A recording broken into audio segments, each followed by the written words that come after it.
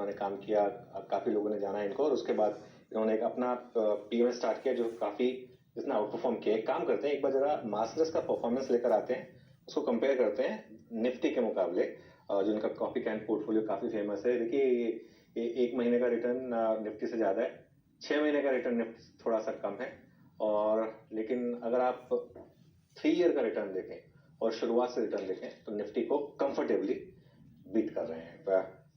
Saurabh, good morning, शुक्रिया आपका जुड़ने के लिए सबसे पहले तो। और सीएनबीसी आवाज पर मेरा पहला इंटरव्यू आपके साथ, सीएनबीसी टीवी 18 पर तो खैर मैं आपसे बात करता रहता हूं, तो पहले तो शुक्रिया आपका। Thank you. मुबारक हो मनोज, मुबारक हो मूविंग टू सीएनबीसी आवाज। Thank you Saurabh. तो आपका एक मैं न्यूज़लेटर पढ़ रहा था जिसमें आपने एक बहुत इंटरेस्टिंग बात बोली थी, उसको आपने टाइटल किया था इररिलेवेंस of short term investment performance. मतलब कि शॉर्ट टर्म में, हालांकि शॉर्ट टर्म में भी आपका परफॉर्मेंस खराब नहीं रहा है, अच्छा ही रहा है, लेकिन जो आप बात कर रहे हैं कि शॉर्ट टर्म में थोड़ा नॉइज ज्यादा होता है। और आपने एक बहुत अच्छा एग्जांपल दिया वॉरेन बफेट का कि S&P 500 को मंथली फ्रेम में उन्होंने आधी बार आउट परफॉर्म किया, लेकिन लॉन्गर टाइम फ्रेम में काफी बार आउट परफॉर्म किया है। तो इसको कैसे समझे, मतलब क्या की पैरामीटर होना चाहिए इसमें short term versus long term का? देखिए, क्रिकेट का उदाहरण लेता हूं तो जैसे आप शायद आपने देखा ही होगा, विराट कोहली जी करीबन 1.5-2 साल विराट कोहली जी की परफॉर्मेंस कमजोर रही। शायद कोविड का इम्पैक्ट आया होगा उनके परफॉर्मेंस पे। एनीवे, जब विराट कोहली जी 1.5-2 साल उनके रन कम बने, शतक बनाना कम हो गया, तो हमारे देश में हाहाकार मच गई। कुछ लोगों ने बोला विराट कोहली को ड्रॉप किया जाए। हालांकि हम जैसे लोगों को ऐसी माइंडसेट समझ ही नहीं आती। आपको दिख रहा है कि ये प्लेयर करीबन 15 साल से इंडिया के लिए परफॉर्म कर रहा है, शतक पे शतक मार रहा है। जाहिर है 1-1.5 साल एक पुअर रन ऑफ फॉर्म आ ही सकता है, बट विराट कोहली की जो पेडिग्री है वो चली नहीं जाती, उनकी जो स्किल सेट है चली नहीं जाती। एंड हेंस अगर आप विराट कोहली के साथ परसिस्ट करें तो वो रन बनाना फिर से शुरू करते हैं, फिर से शतक बनाना शुरू करते हैं, जिन्होंने हाल ही में फिर से किया है। तो सेम थिंग इन इन्वेस्टमेंट में 1-1.5 साल 2 साल की कोई मायने नहीं है एक्चुअली। मैं बहुत खुश हूँ कि आप हमारे नंबर दिखा रहे हो। मेरे ख्याल से 3 साल से कम का कोई नंबर का कुछ मतलब नहीं है। स्टॉक की परफॉर्मेंस हो या फंड मैनेजर की परफॉर्मेंस हो, 3 इयर्स एंड लेस की कोई मायने नहीं है। जैसे आपने बिल्कुल सही बोला, अगर आप वॉरेन बफेट जी का देखो, करीबन आधे, अगर आप 1 मंथ होराइजन लो, 30 डेज का होराइजन लो, 50% of the time Warren Buffett ji 1 month horizon में अंडर परफॉर्म किए हैं। 50% of the time 1 month horizon में अंडर परफॉर्म किए हैं। लेकिन अगर आप 3 ईयर होराइजन लो, 3 ईयर होराइजन लो, 80% of the time Warren Buffett ने आउट परफॉर्म किया है S&P 500 को, अगर हम 3 ईयर का होराइजन लें। सिमिलरली अगर हम मार्सलिस की बात करें, अगर हम 3 ईयर होराइजन ले, हमारा करीबन 4 साल हो गया इस कंपनी को, मार्सलिस को, करीबन 270-280 3 ईयर पीरियड्स है, मतलब 3 साल के rolling periods. There is not a single period, कोई भी 3 साल का पीरियड नहीं है जहां पे हमने अंडर परफॉर्म किया है।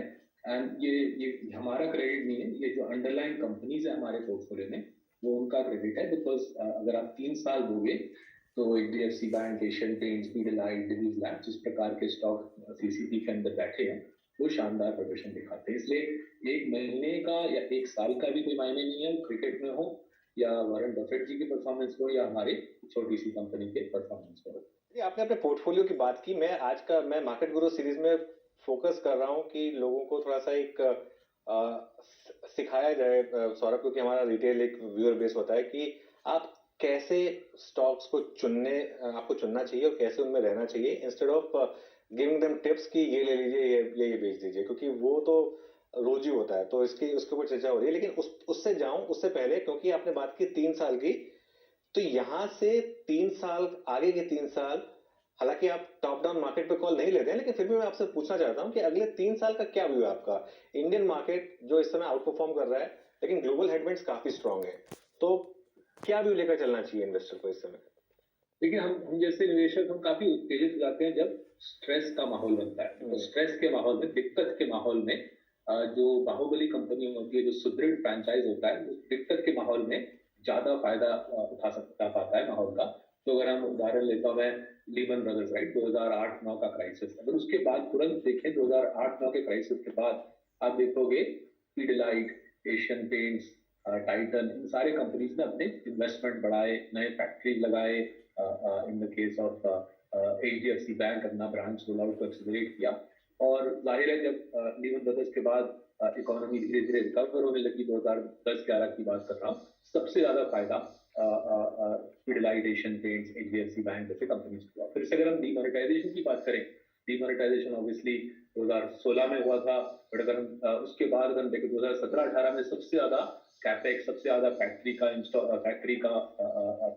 फैक्ट्री में पैसा लगाना इन्हीं कंपनीज ने किया था। और वही माहौल आज फिर से हमको लास्ट 12 महीने में दिख रहा है, जहाँ पे HDFC life, ICICI Lombard, doctor Lal pathlabs, Pidilite, Asian paints, ये सारे जाके नए कंपनीज खरीद रहे हैं, छोटे छोटे कंपनीज खरीद रहे हैं, अपनी फैक्ट्रीज को बढ़ावा दे रहे हैं।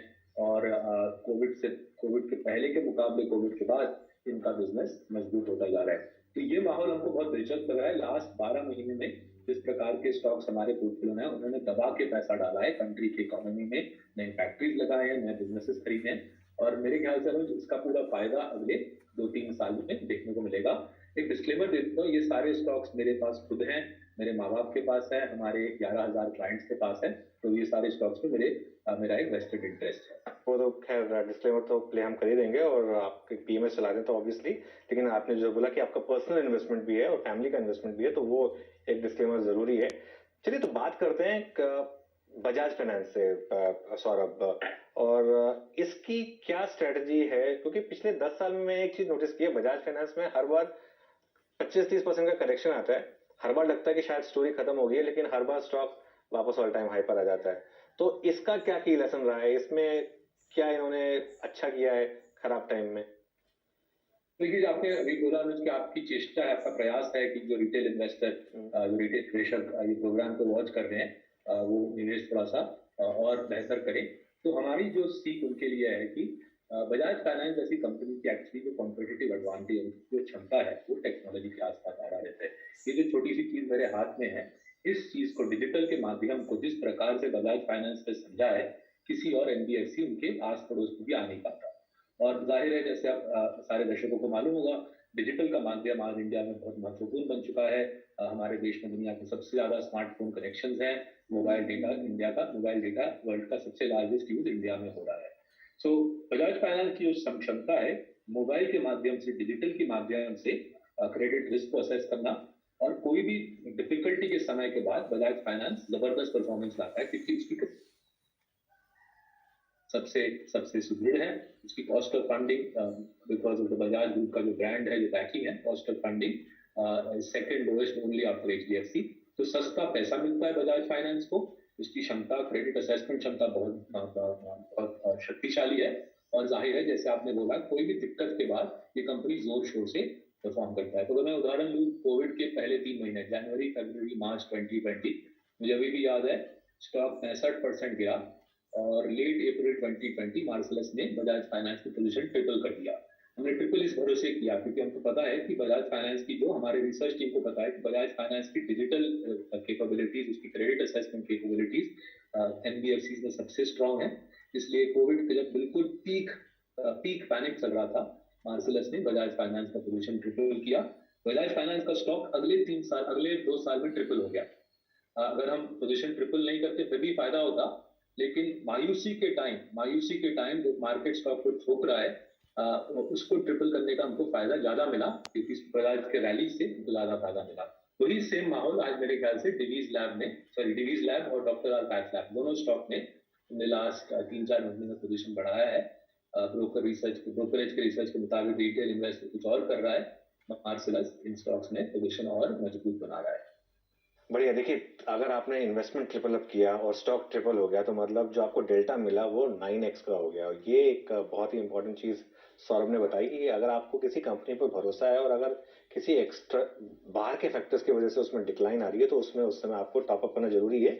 डिवीज लैब्स और डॉक्टर लाल पैथलैब्स की आपने बात कर दी सौरभ, अगेन डिस्क्लेमर तो रहेगा कि ये स्टॉक्स आपके पास हैं, तो आप मान रहे हैं कि इसमें वो अपॉर्चुनिटी है जो 2 साल पहले बजाज फाइनेंस में थी?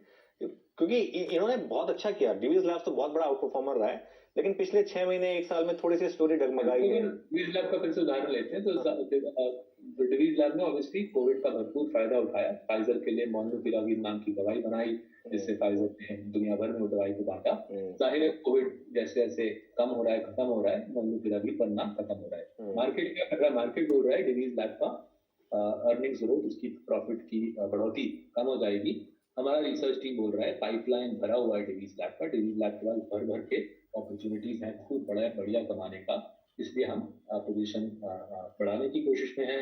हमारी रिसर्च बोल रही है कि इस कंपनी के क्षमता पे फोकस करें, not the day to day क्या उस क्वार्टर क्या नंबर आता है। कंपनी के अंडरलाइन कैपेबिलिटीज, उसकी शक्ति पे फोकस करें रादर देन इस क्वार्टर क्या नंबर छप रहा है। सिमिलरली अगर हम डॉक्टर लाल पैथ लैब की बात करें तो काफी लोगों ने लास्ट एक साल में यह हुआ बनाया है कि नए एंट्रेंट्स आ गए हैं, वो सस्ते में पैथ लैब का टेस्ट कर रहे हैं। बट हमारा जो ग्राउंड पे रिसर्च है, करीबन 70-80 पैथ लैब्स हम बात करते हैं। ग्राउंड लेवल मोडालिटीज तो बदले नहीं है। जाहिर है कोविड का जो धंधा था वो चला गया है, बट अगर हम 3 ईयर पिक्चर देखें, कोविड के पहले के मुकाबले आज देखें, इसका डॉक्टर लाल पैथ लैब का बिजनेस 15-16% ऑफलाइन लेवल पे ग्रो कर रहा है, और हमारे ख्याल से जो उसकी long term free cash flow compounding है 25 के आसपास बरकरार रहेगी। और जो बड़ा स्टोरी है, जो बिग पिक्चर है अगले 10 साल का, करीबन 80-85% पैथ लैब इंडस्ट्री छोटे mom and pop path lab है, छोटे कंपाउंडर्स के पास है। तो छोटे कंपाउंडर्स, छोटे पैथ लैब धीरे धीरे कंसोलिडेट हो जाएंगे, और हमारे ख्याल से सबसे बड़ा कंसोलिडेटर यही वाला कंपनी रहेगा। सो शॉर्ट टर्म जो आवाज होती है मार्केट में, जो नॉइज होता है, वो काफी काउंटर प्रोडक्टिव होता है। हमारा काम है उस आवाज का पूरा फायदा उठा के, जब बाकी लोग दनादन बेच रहे हैं उस स्टॉक को, हमारा काम है रिसर्च करके शांति रखते हुए उस स्टॉक के और बड़ा पोजीशन बनाना।